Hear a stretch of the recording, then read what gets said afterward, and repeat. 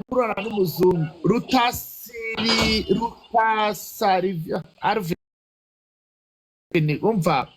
ndaharuze kunyandikira muri inbox tuvugane ni byiza ko wanyanze ntukivugisha twapfuye iki ugiye gukora ubukwe jewe ntago ngira agakunguka abantu bagiye gukora ubukwe nagakuka kugujya ngashanukamo yarakuzengereje uwitwa Beninde eka nama mari bari cyakora ayandi andere rambyukire ariko giye reka mbwire impamvu kuba navuga nagaruko wenda wumva mfite ubwo burabizi navuze nuko nyine oya Dgihadi ni umuntu rwose uri hasi cyane nta mpamvu yo kumuvugaho n'ubundi bashaka ko tubavuga kandi nta mpamvu umva rero mbabwire yego mbonye abantu namamariza bari hano mwaretse nkamamariza abantu mfite hano mu okay murakoze hanyuma abantu bitwa Tech Heaven bakorera mu mujyi bafite amamashini meza ndababonye kandi ku giciro cyiza mwababonye kandi ku giciro cyiza kwiza umuntu ukeneye mashini uri kumva azageyo bazamufasha kabisa kandi umva bari gutanga promotion kubera iminsi mikuru ikindi yego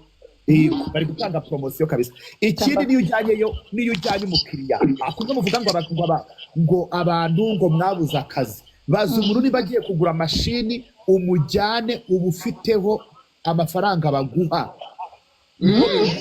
ahubwo nibandike muri comment abantu bagiye abantu ba following Kevin Rwanda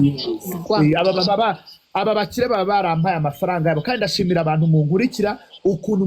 mujya kugura ibintu mba nababwiye mana mu buzima ndabakunda pe nibaza ukuntu ikindi mujya kugura ubundi amakanzu muri kwambara muri iyi minsi muyakura he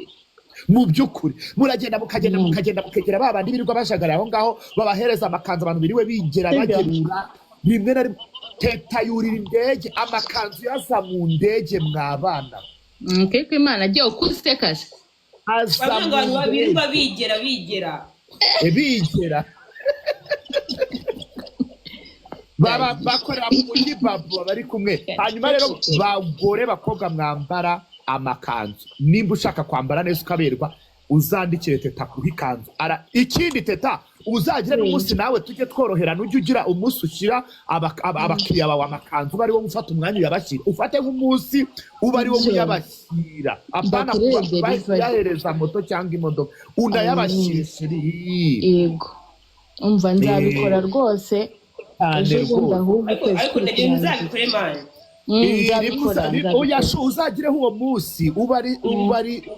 wihariye mu cyumweru urumva uyu ni Janine Minnesota sinzi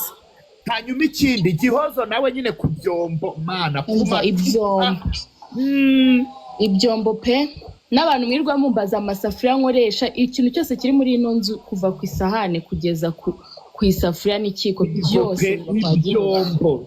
kabisa ni kwa Gihozo kandi rero mureke mbereke mujye munasapotingana mwabakobwa mwe dore mwigize amashangingi ubwo rero akenshi mwaba mushaka guhangana ugasanga uri gucuruza icupa ry'amazi rimwe ryonyine nabwo niryo waguze kugira ngo urinyweremo numara kurihararukwa ugenda wicare kuri TikTok uvuga bacuruza amacupa y'amazi umuntu ucuruza ibijyanye n'ibyo hano kuri iyi mihanda ni Gihozo tujye twumvikana harimo abantu mugenda kugura icupa waba unaribonye ugatangira warimaramo amazi ukitereka hello guys curuza amacupa kandi byahehe yego kwihangira imirimo ni byiza mujye munegera Gihozo bafashe